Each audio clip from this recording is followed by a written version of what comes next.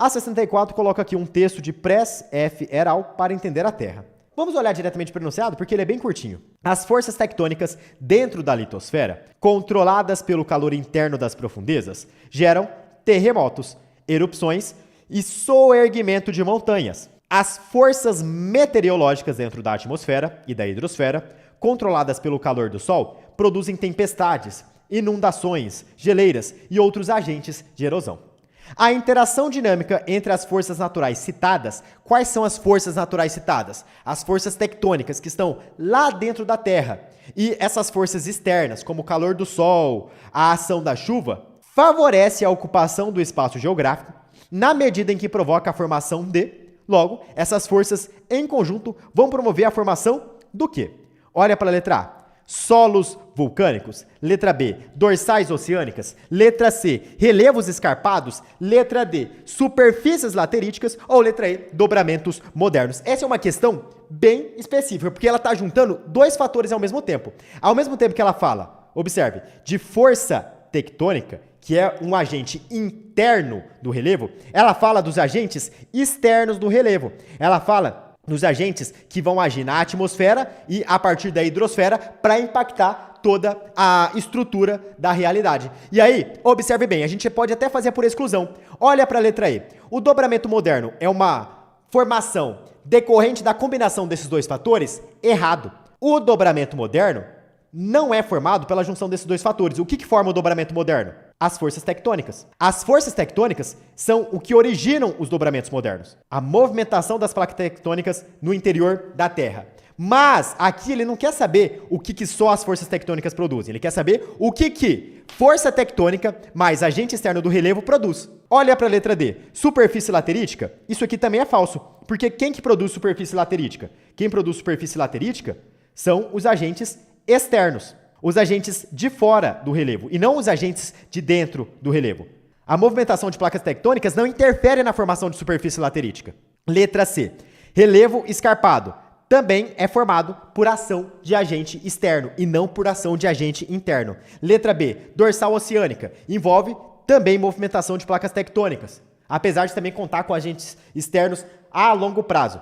Logo, a melhor opção seria a letra A. Solos vulcânicos. Por que fator? Veja bem, as forças tectônicas permitem que haja a erupção do vulcão. Essa erupção do vulcão vai fazer com que essa lava seja mandada para a superfície terrestre. Depois de um tempo, essa lava vai resfriar. Essa lava vai passar por modificações. Você vai ter a queda das moléculas de água a partir da chuva. Você vai ter a interação do vento, a interação da terra, a interação da vegetação, que vai formar um solo característico, que é o solo vulcânico. Um solo que tem no interior da sua composição conteúdo magmático, que resfriou e passou por toda essa modificação. Então aqui no solo vulcânico você está misturando os dois fatores. A força tectônica, que promove a erupção do vulcão, e os agentes externos, que depois vão modelar esse solo para que ele tenha ali a sua formação final. Portanto, a resposta certa é a letra A. Questão 64, letra A. Beleza. E detalhe, é sempre importante citar a diferença entre agentes do relevo, porque isso aqui frequentemente aparece na prova do Enem. Quais são os dois tipos de agentes do relevo? De um lado, nós temos os agentes externos, também chamados de agentes exógenos, e de outro lado, nós temos os agentes internos, que são chamados de agentes endógenos. Qual é a diferença na prática? Os agentes externos ou exógenos são divididos em dois. Existe o intemperismo e existe a erosão. O intemperismo, ainda por cima, é dividido em intemperismo físico e intemperismo químico. Vini, quem que determina o intemperismo físico? Intemperismo físico é feito pela ação do Sol, é feito pela ação do vento. Quem que determina o intemperismo químico?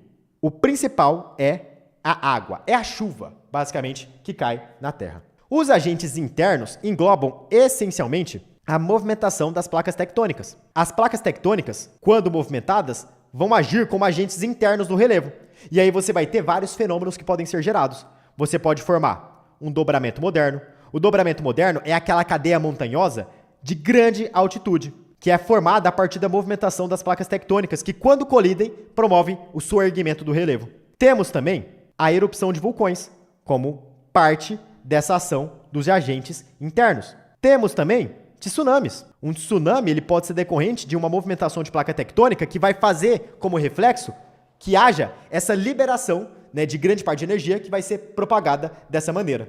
Tudo isso aqui tem relação com agentes internos do relevo e é importante que você guarde. Não posso deixar de citar também os terremotos, que também são promovidos pela movimentação de placas tectônicas no interior do relevo. Por que nós não temos no Brasil terremotos de maneira significativa? Porque o Brasil não está localizado num ponto de encontro de placas tectônicas significativas. Em outras regiões, como em algumas porções da Ásia, você tem territórios que estão exatamente em porções onde as placas tectônicas estão em íntimo contato. E quando essas placas tectônicas colidem entre si, você tem todo aquele fenômeno do tsunami ou do terremoto podendo ser desencadeado dessa maneira. Eu expliquei para você a divisão dos agentes externos, mas eu não te expliquei o que é intemperismo e o que é erosão. O intemperismo é como se fosse uma modificação do relevo por uma ação de algum agente externo. Por exemplo, quando a água pega e cai no solo e bate em cima de uma pedra. A longo prazo, a queda da água em cima dessa pedra vai modelar a estrutura dessa pedra. Depois de um tempo, aquela pedra vai adquirir um novo formato, porque água mole e pedra dura tanto bate até que fura. A água está batendo na pedra, batendo na pedra, batendo na pedra toda vez que chove e essa pedra vai sendo modelada, ela vai adquirindo um novo formato, ela vai sendo desgastada pela ação da água. É um exemplo de intemperismo químico. Intemperismo físico. Imagina que você tem o seguinte, né? Isso aqui é bem comum em regiões de climas mais quentes. Você tem lá uma espécie de cadeia montanhosa pequenininha que é formada assim. Aí fica soprando o vento nessa cadeia montanhosa.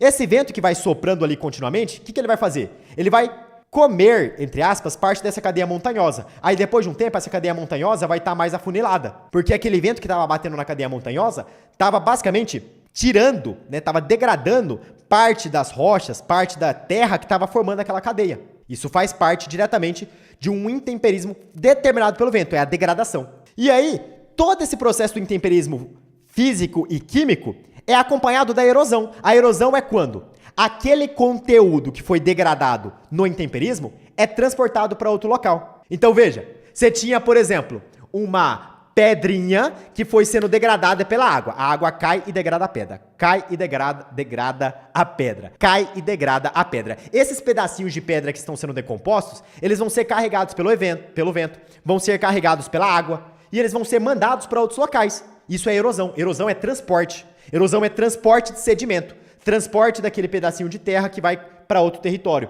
Transporte daquele pedacinho de areia que está sendo levada para outra região.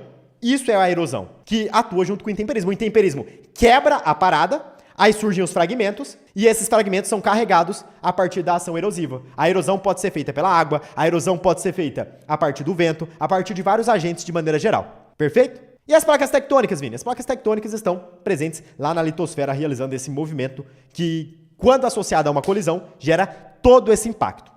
Estou passando aqui no final desse vídeo de resolução de questão para te fazer um convite. Se você está estudando para o Enem, se você está estudando para a prova de vestibular e quer passar em medicina ainda neste ano, vá aqui na descrição do vídeo e acesse o link que eu deixei reservado para você no topo da descrição. Lá nessa página, você vai conhecer a plataforma Vinícius Oliveira, que é o meu preparatório focado na aprovação em medicina. Dentro da plataforma Vinícius Oliveira, você vai ter acesso a aulas de todas as matérias, com mais alto padrão de qualidade e didática, listas de questões pós-teoria com gabarito comentado, listas de revisão sugeridas, cronogramas personalizados, segmentados por semanas, com tudo que você tem que estudar, do básico ao avançado, para que você seja aprovado em medicina ainda neste ano. Não perca mais tempo. Vá aqui na descrição, toca no link, conheça a plataforma Vinícius Oliveira, torne-se meu aluno e garanta uma preparação de altíssimo nível que vai te trazer muito mais resultado para que você passe na faculdade ainda neste ano.